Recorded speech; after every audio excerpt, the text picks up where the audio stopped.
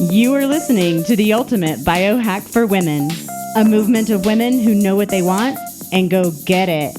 You know the answers lie within. Reach in and grab hold. This is a movement of women who tune in and turn themselves on. Now you're biohacking the woman's way, integrating the art and science of hacking your biology like a woman. Tap your magic, conjure your yes, upgrade, elevate, maximize your potential. I'm Dr. Brandy Victory, and this is a movement that is sure to hack your soul. Hey, ladies. Get ready for a different kind of biohack. We have another fantastic interview for you today, and John Paul is going to give you lots of deep wisdom. Too often, I hear women come from a place of lack and limitation and use their money story as the foundation of that. And what I want you to remember is that you are a creator. Women especially, I mean, come on, we create life, right? Like we create life, and you have the absolute ability to create a better financial story by putting into play these wise tips that John Paul is going to share with you today. And you'll love it. John Paul's not only an accountant, he's an educator, a teacher, and money mindset is a ministry for this guy. It's just really amazing his passion that comes across, and I think you'll be very touched by his words. Before we dive in, I do want to let you know that the Youthful Glow mini course is on its way. It should be launching in about 2 weeks. I'm so excited. It's a little free mini course. It's going to just help you learn how to turn yourself back on. So if you've been feeling stuck or like you've lost your mojo a little bit, maybe because of the winter, you're gaining a little weight, maybe because you feel like you're just getting older and you don't have it anymore, that's a bullshit lie. Don't let that get you down. This little mini course may be for you. So look for it by the end of February. And I look forward to sharing that with you. And if you just can't wait, I do have a few openings for one-on-one coaching. So I will definitely put a link to contact us in the show notes if you're interested in that or learning more.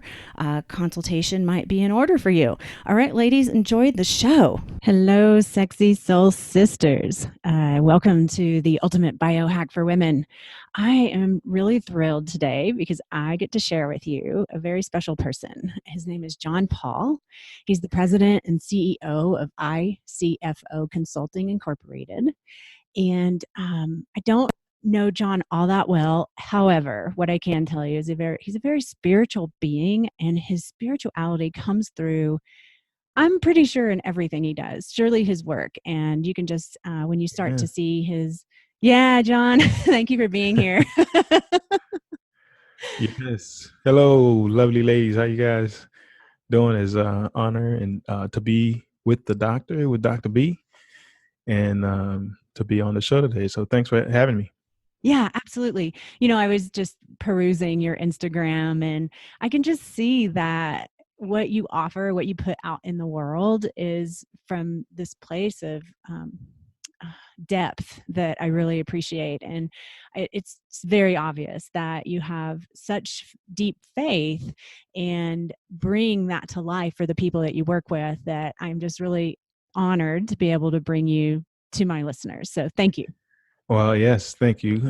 Yep. I am a man of faith, and everything I do naturally just comes out of it. So it's not even anything I try, it just comes out. Yeah. So thanks. Yeah. And you're a great beacon of light for people because, you're solid. Like I can really feel that in yourself. And sometimes, at least, I like to talk to a lot of women, and I work with a lot of women. And sometimes we get, we have emotional stuff that goes on, and we get off our rockers sometimes. And sometimes we're like, oh my gosh, So, thank you for the light that you're sharing this and the groundedness that you bring to your faithfulness. Thank you. Thank you for the work. Thank you for your work that you're doing. It's great. Thanks. Empowering women, and hey, I was saying earlier, I love women. So yeah, awesome. Yeah, thanks. So, John Paul, he helps nonprofits and churches and small business operators and individuals know their numbers so that they can execute their vision and make an impact in their communities. Now, that is a solid thing to be doing in the world. And the reason why I have John Paul on the show today is because so many of my women are um, kind of flying by the seat of their pants and finding that their personal finances causes limitation in their life. And John Paul has different things that he's going to be sharing with you to help overcome those financial mindsets. He's Yes. got tips on how to balance your budget, and some of this you may have to follow him in his social media and get his newsletters that he sends out periodically. And um, one of uh, one of the great things that I love about your Instagram is that you have these quotes on there. So that those are really fun too, just for a hit of inspiration. So, I'm just going to Right. leave it to you, John. How about you just tell us a little bit about what you're doing, how you got there, and share a little bit about yourself with us. Yes. Thank you again, Doc. Again, I'm an accountant, so sometimes that's a boring thing, but some other times we can find a few colorful accountants. I'm probably in between there somewhere, and it's good and it's bad. But anyways, I think in terms of numbers, which sometimes is black and white, sometimes it's not a good thing, especially as I deal with my wife. She's more emotional being than I am sometimes, and I'm more like black and white. And that in relationships sometimes you need to be a little bit more colorful, and I'm just I'm just too black and white sometimes. But that's that. As you said, I'm really involved in a lot of uh, nonprofits stuff, things with churches, and so everything that I'm doing, really, I look at it as a ministry, although it's accounting and deals with small businesses and taxes sometimes, which is really not really a ministry. But I just look at everything I'm doing is really in the context of helping, in the context of ministry and helping others kind of get themselves together, especially in the area of finances. So layman's economics, which is where a lot of those posts that you see on Instagram are, I call them random thoughts, but they're sometimes not so random because it's motivated or driven by something that's going on, something I've seen, a conversation I had, or just news that's happening. So uh, I call them my random thoughts, but layman's economics is essentially the creative wording I came up with years ago for that. So I've been having these for a while, and then uh, after a while, and people always ask me, "What are you angling? What's your angle with this? Where are you? What are you trying to do with it? What are you selling us?" I'm not really selling anything. I'm just sharing these thoughts that I have and get financial information. So that's kind of the nutshell of me and kind of how we're here. But at the heart, I'm an accountant. I have an accounting degree. I have a master's degree. I'm a financial coach. I'm a tax planning coach. So all that is the black and white side. But I have a softer side, I guess, as well. Nice. Nice. Can we get into a little bit of the colorful side of you for a minute? Sure. Let's do Awesome. it. Awesome. I'm curious, what got you, what moved you in this direction? Like what took you to helping people in small businesses and churches and nonprofits really want, how did you come to want to make a bigger impact in their communities? Yeah. Well, again, this is the space that I'm in. I'm on a bunch of different nonprofit boards. I'm involved with many churches. I'm actually the treasurer for Southern Florida Nazarene District, which is a district of 100 plus churches. So with that, I deal with a lot of church, a lot of nonprofit work. So all that, and I know all that is an area, especially in the area of finances. Sometimes there isn't a lot of uh, people need a lot of help with that in the area of nonprofits, especially small nonprofits. churches, especially in with small churches who don't always have the uh, expertise in the financial area to be able to do some of the things that they need to do. Sometimes they don't even know what they're supposed to do in those areas.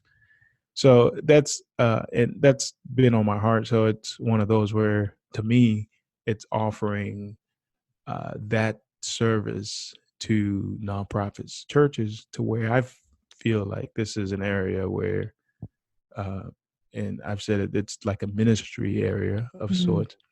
And so instead of using my accounting and business skills at corporate level, which I've done, just felt this was God telling me like, hey, you can make an impact in corporate, but you can make a bigger impact serving churches and nonprofits as well as individuals and small businesses. So that's really how I've gotten there. It's really, you can say it's a calling, but it's a push from God to get me to that place.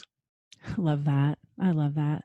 And I'm curious, why is having a ministry so important to you?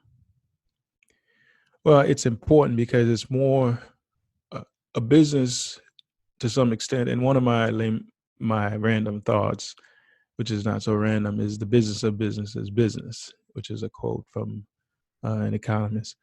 And so, in that, when you're looking at things from a business standpoint, the bottom line often drives everything. And even in nonprofit, you still got to think about bottom line, but sometimes the vision and the focus of where something comes from, I think, drives your motivation.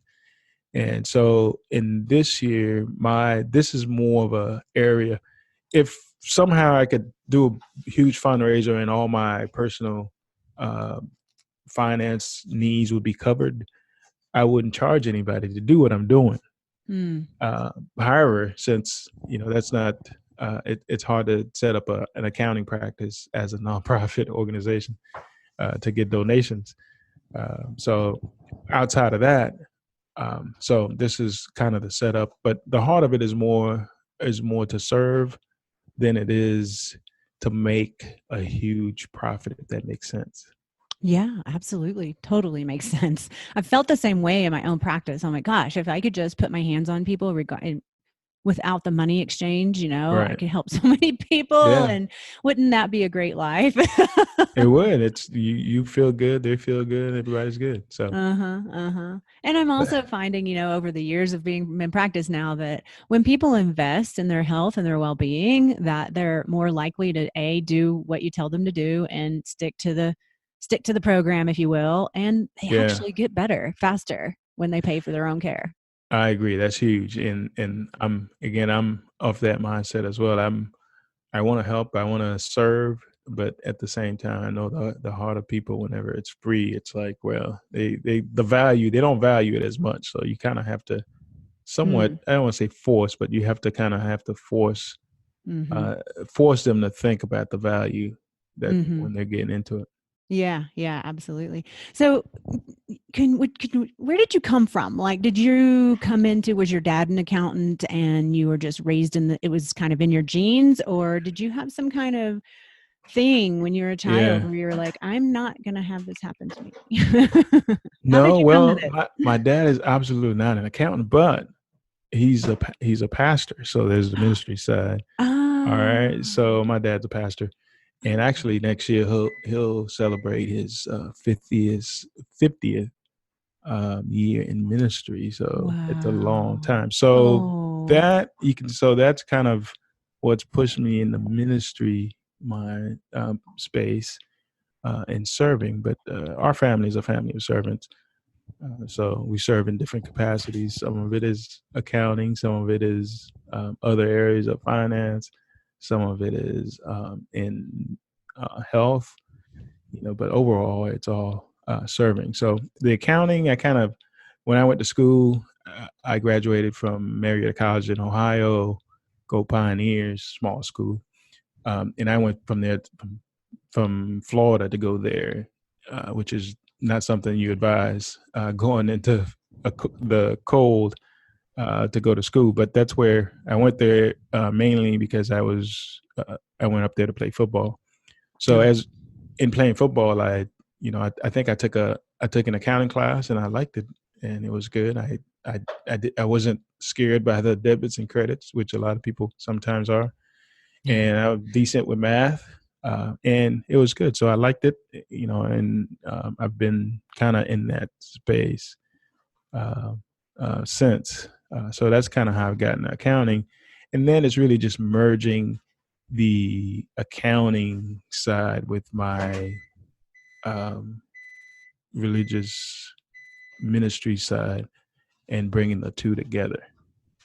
So Okay. Okay. Got it. Yeah. And, I really appreciate that. And I think so many people have trouble figuring out how to do that. Like they have this passion for whatever it is, mhm. ministry or service of some kind, but then they're working this job or they make their money a whole nother way. And they're like, Yeah, how do I actually get to live the life I want to live from a place of passion and service right. and bring in the income that I desire to have? Do you have Yeah, any suggestions on that?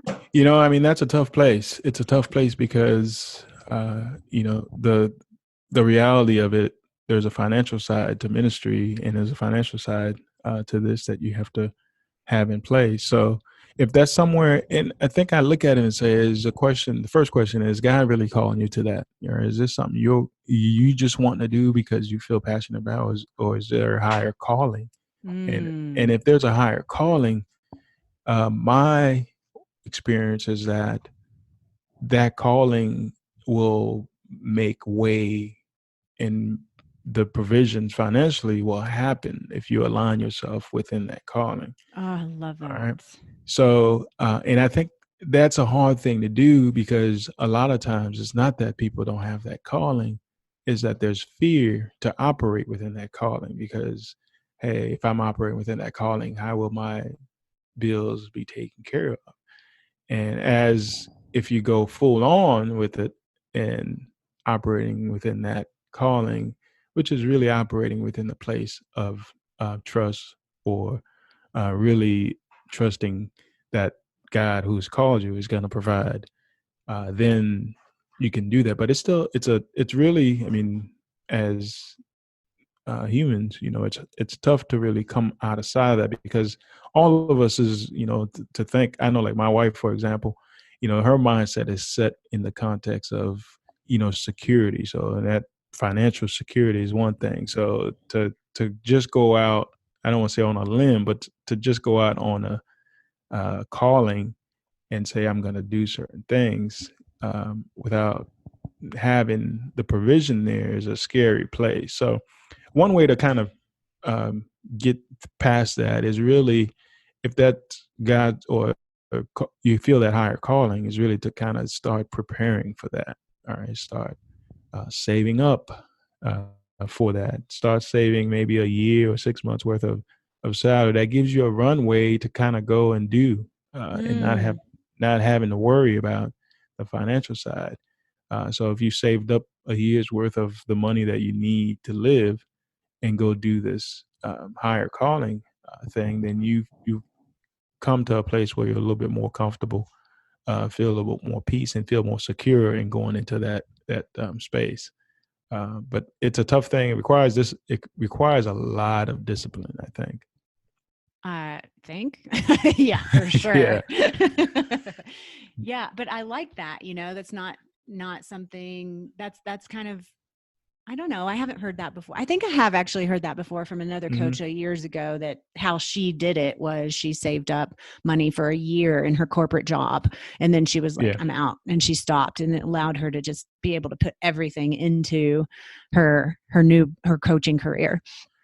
Yeah, I mean, either way, whether you're doing saving up for 6 months, at some point, it's going to require you to do something that is completely out of the norm. All right, and you're gonna have to go out on some kind of faith in Mm. order to go do this because it's not going to be normal. It's going to be outside of what you've done normally, and the only way to do that is you're going to have to come to a place that's going to be really somewhat sacrificial because you're gonna in order to save, you're gonna have to cut out on some expenses. You got to do things that you haven't done before, and those things are a little bit uncomfortable, and they require a lot of discipline for you to even get to it. Yeah, totally. And I think that kind of like draws us into this quote that you say, which goes, and I may butcher this a little bit, so please forgive me if I do. But being fiscally responsible with your personal finances begins with a mindset. Without it, you can put together a million balanced budgets and they'll get you nowhere. Yeah. Does that sound familiar?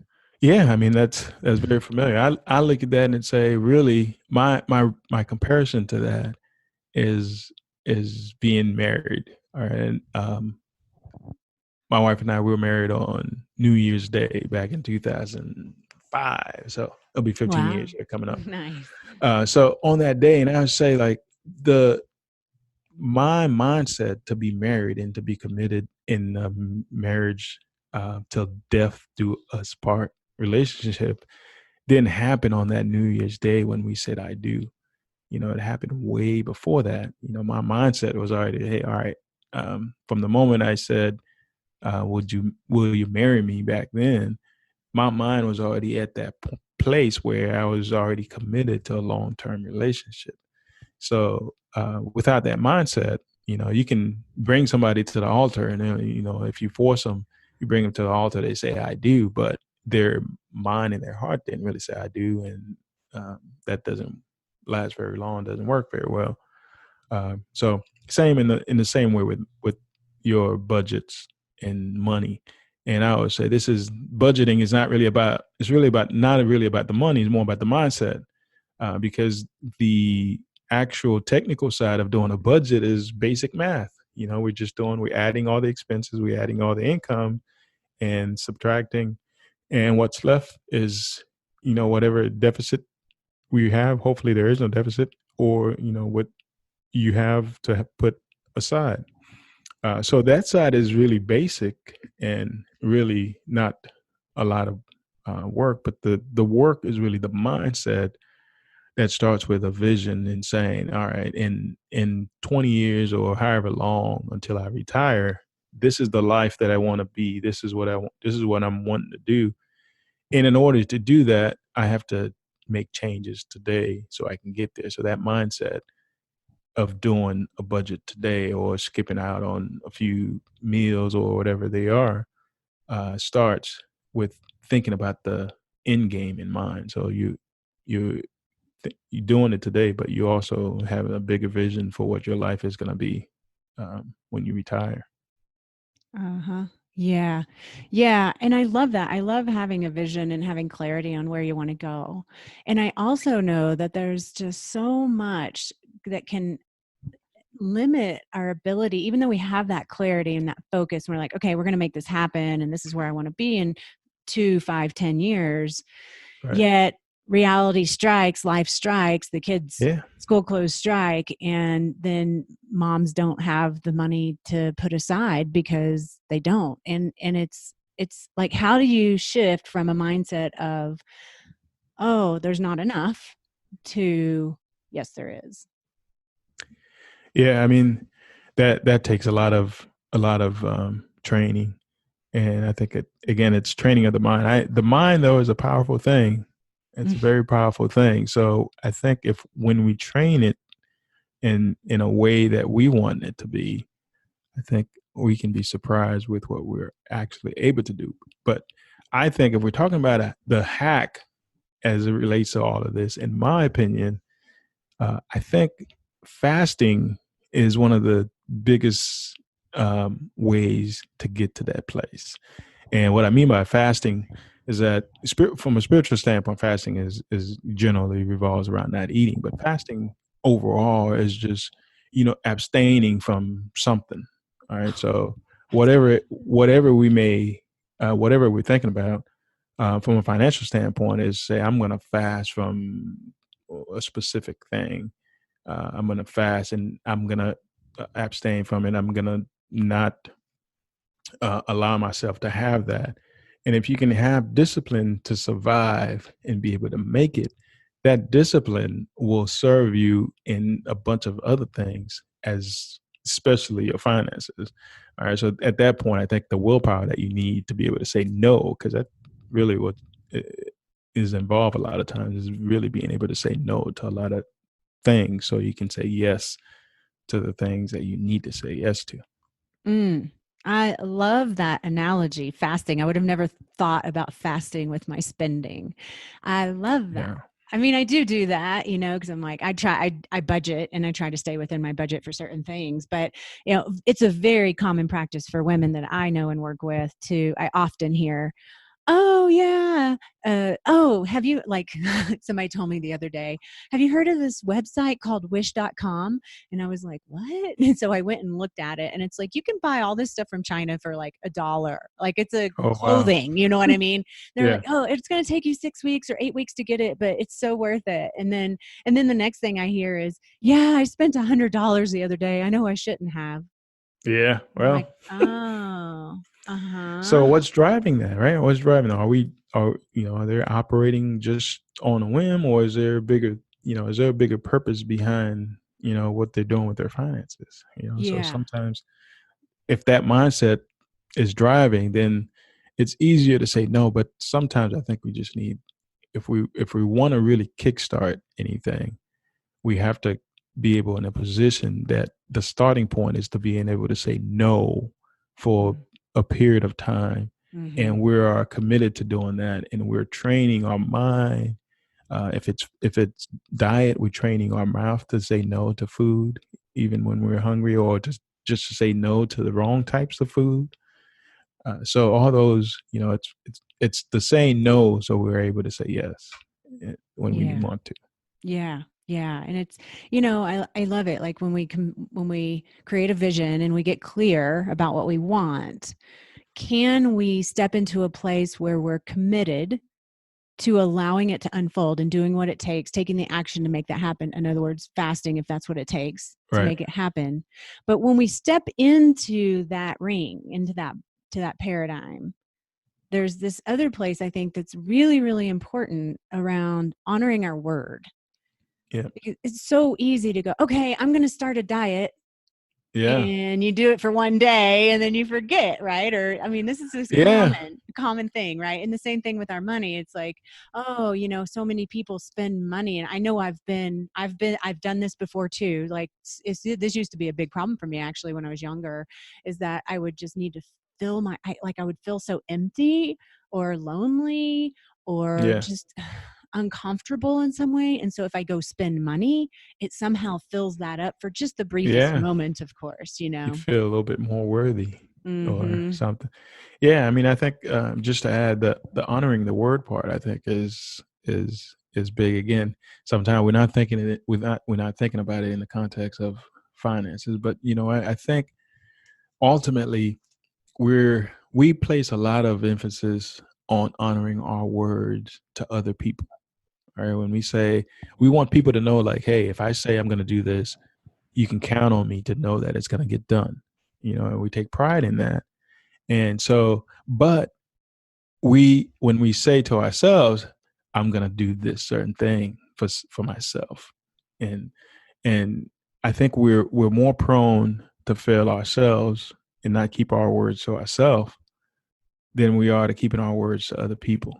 So we're looking at it more because we're thinking, all right, well, if I don't, then people will judge me because I'm not somebody I can trust. Well, you may be in a position where deep down inside, yourself can't trust yourself because you're not able to keep your word to yourself. Mm-hmm.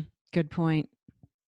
That's a good point. Yeah, it's a self-trust. Like, where is your level of self-trust and how can you Right. increase that for yourself? Yep.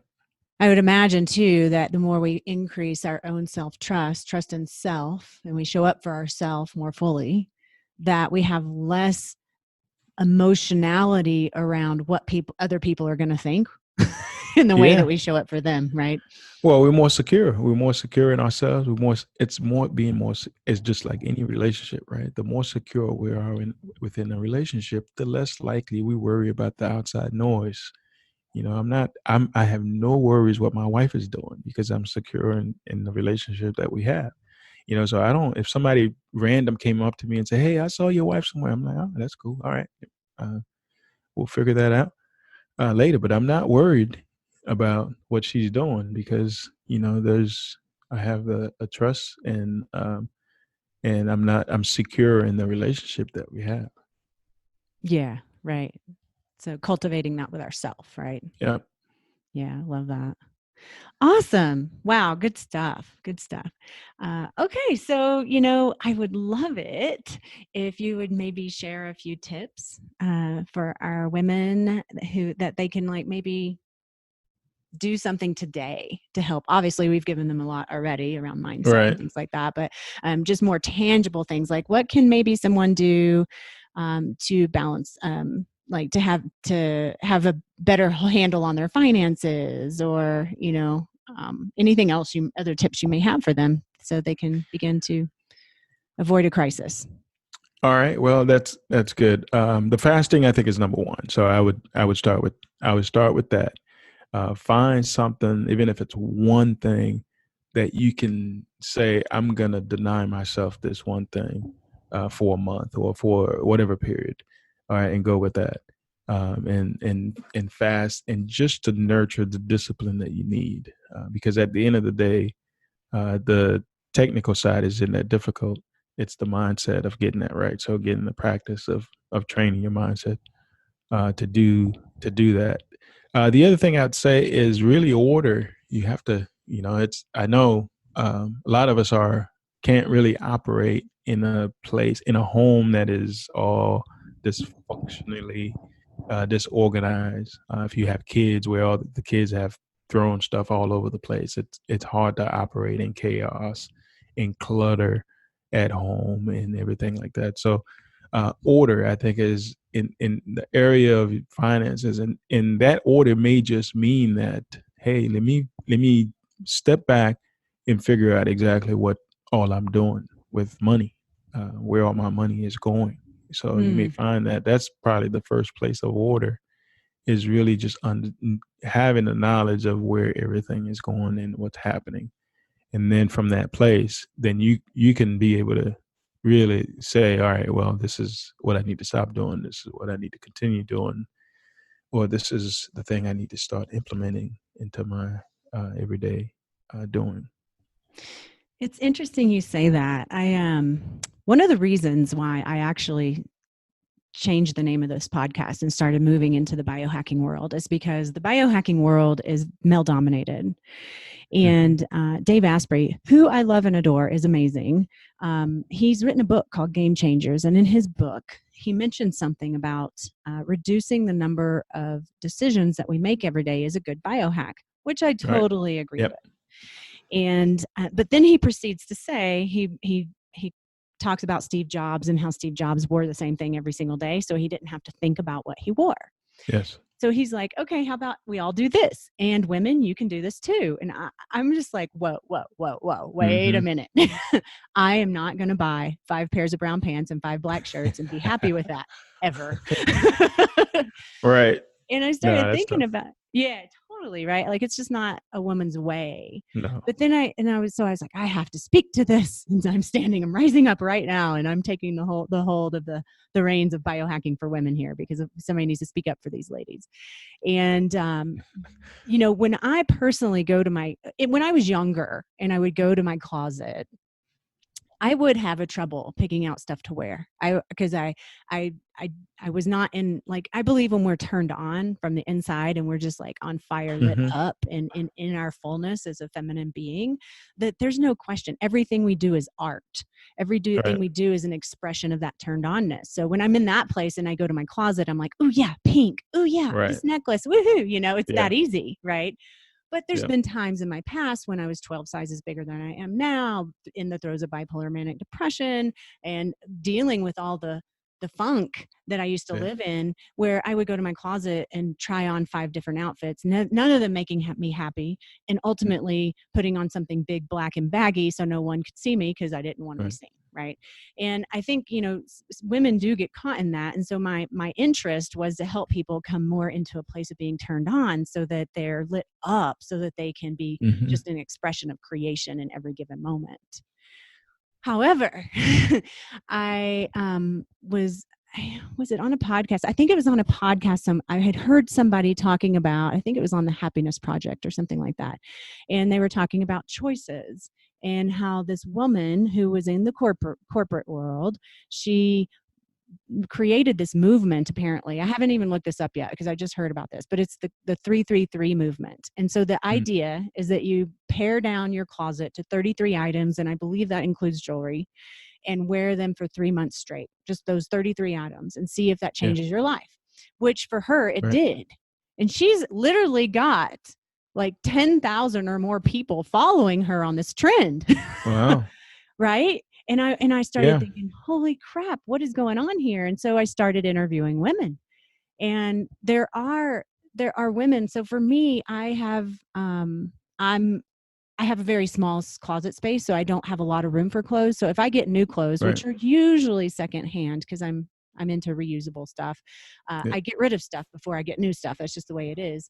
But most women don't. I have a girlfriend, and she literally has two, not just one, but two walk-in closets Wow. full of clothes, and many of them still Wow. have tags on them. Yeah. Seriously, Yeah. totally disorganized. And I think to myself, how could I possibly like live with that? And I think that's the mindset that you're speaking to, right? It's the if there's clutter Yeah. everywhere, you don't even know where your stuff is at. You've spent money on things you're not even using. You don't even know where your money's going. Then Right. how can you even conceive that you're going to get yourself in order with your finances and get somewhere? Yeah. You're not. Yeah. You're not. And if you do, it's gonna be a long teeth pulling process to get there. Really, I mean, I think there's beauty in simplicity, right? And for women, that I think that applies. And whether we're talking about physical beauty, whether there's beauty in maybe not really putting a ton of makeup on, there's beauty in keeping the accessories just simple, just beauty, and just keeping maybe having a bunch of different bottoms and a bunch of different tops, and you just going, all right, well, we're cross um, matching them and wearing different things on different days, and you accessorize differently, and you still look beautiful, and you still look in a way is that turns you on and to be in a space where you're excited about whatever you're doing, but it's still within some kind of a simple. So it's kind of like a sophisticated, sexy simplicity. Mm, The triple S, love that. sophisticated. Yeah, That's a good one. I didn't have that written down. That just came. You should post that on your Instagram. Sophisticated, sexy simplicity. Yeah. Simplicity. Yeah. So Love it. yeah, I mean there's some sophistication to just being simple. So you can be a simple person in terms of how you go about doing things, but at the same time, it has a lot of sexy results, both financially and in real life. Yeah. Awesome. Love that. Yeah. Thanks for that. That's good. Creating order. And then I guess also if people are having trouble like creating order, like I have a little shelf that has clutter on it, and I'm like been Yeah. looking at it for a few days going, I should just maybe change that around, right? Because and it's like, okay, when am I going to do that, and what's holding me back, right? So if something's holding you back from being able to actually get rid of the clutter or get rid of those clothes you don't wear or look at your finances, what is that about? Well, if something's holding you back, then we maybe backpedal back to the mindset Mm, deal. All right, and we're saying, all right, well, really, then are we committed? Are we committed to doing whatever this thing is? And sometimes too, I think there's prioritizing in the daily to dos, and is this how important is this for me to get done today? How important is this for me to get done in soon? So but sometimes it's really it's back to really honoring our word to ourselves. We're saying this is one of the things I need to get done, but we're like, well, I'm giving myself some grace, and I'm not doing it because I'm working hard and making sure that I'm keeping my word to everybody else, but I'm not keeping my word to myself. yeah. more importantly. More importantly, in the long run. Mm-hmm. So, was there anything else that you wanted to add to that at all? All right, so we fasting, that gets us in a place of order, and then really sometimes it's being able to just think and say, the past is the past. We got to move past the past. We can't change it. But from this day forward, I'm gonna make every effort to do the best that I can. So, and in that, it's never really too late for us to start doing the right things with our finances, and regardless of what our past was, regardless of whatever issues we had in the past, the skills we have the skills necessary to manage our money in a way that puts us in a good place. There's no doubt about that. Now, there are tools that help with that. You can have Quicken. There's so many different money management tools you can use, but those things are just to help you. But basic Excel, basic math, basic calculator, 100 minus 10 is 90 type of math is all that we need. So, but it's never too late to start getting back on the right foot and doing the right thing. Yep. I totally agree. Right on. So I'm on your website. You offer three primary things. You're a virtual CFO, really cool. You do a Yes. business review, and then you do money coaching. And I'm curious, what's the difference in money coaching and financial advising?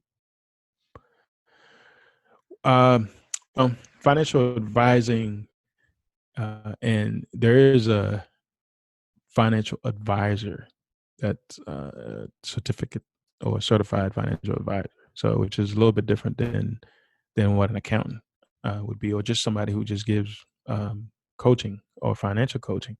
So I can coach you on money and your finances, but financial advising would be an advisor who is licensed and has all this different licenses that are necessary to trade um, stocks or to invest your money, and they would put together a plan that says, all right, this is where your investments will go, this many percentage in stocks, this many in bonds, this many in other things. So um, so coaching is kind of a place that catches everything, whereas financial advising sometimes is a little bit more technical uh, and would require somebody to have a license or something like that in that Got it. context.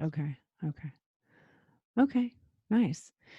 And is there anything else you would like to share before we bring our conversation to a close? Well, lovely ladies, the thing I think I would probably leave you with is you are capable of doing everything that you put your mind to, and there's really not an obstacle that you can't um, tackle and take care of. And sometimes we're our biggest enemies and our biggest hindrance to progress, and we often have to get past the evil that is within so we can get beyond and get past it and make some progress going forward. So really, as I say that, really the biggest thing I can think about is really you have to start just using the carpe diem mindset and just make the most out of every day, and not thinking about what happened in the past, what happened, or even be crippled with what my future tomorrow may be like, and just do the best that you can today and improve yourself today and make the best of that. And once you can conquer today and you get a bunch of successful todays in a row, then you start to feel real good about that. And so I think it's important to do that. You can, and that applies to finances as well. Carpe financial diem is to make the make the best of financially with your money that you can today.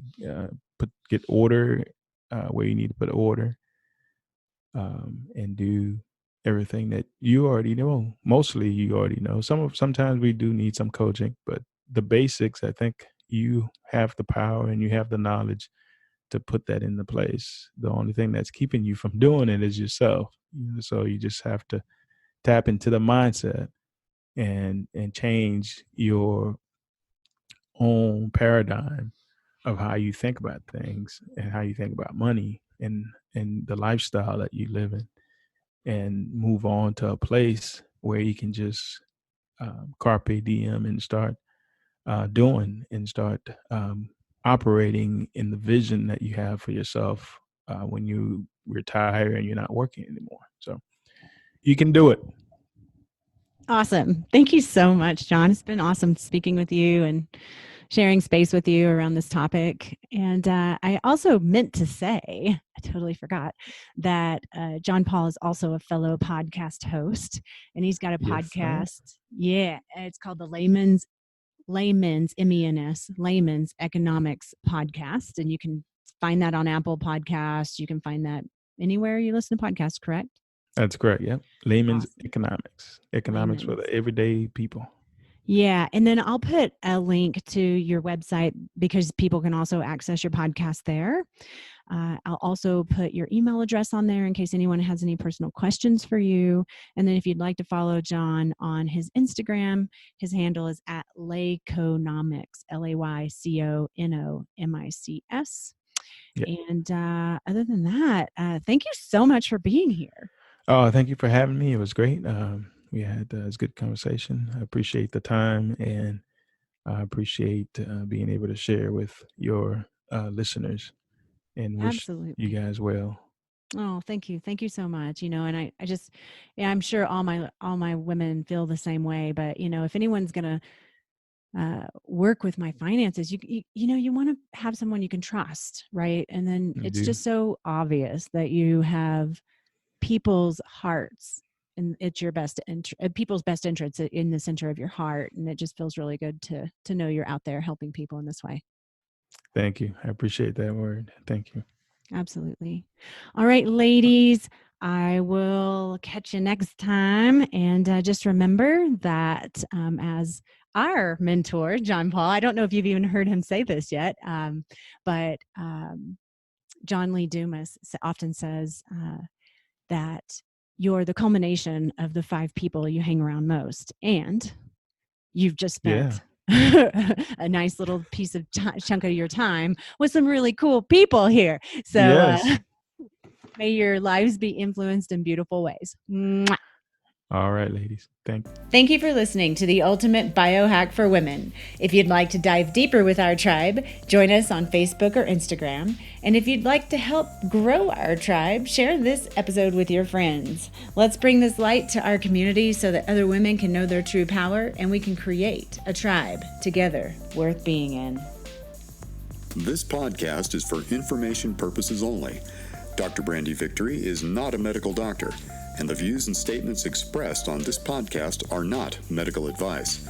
This podcast, including Dr. Brandy Victory and the producers, disclaim responsibility from any possible adverse effects from the use of information contained herein. Opinions of guests are their own, and this podcast does not endorse or accept responsibility for statements made by guests. This podcast does not make any representations or warranties about guest qualifications or credibility. This podcast may contain paid endorsements and advertisements for products or services. Individuals on this podcast may have a direct or indirect financial interest in products or services referred to herein. If you think you have a medical problem, consult a licensed physician.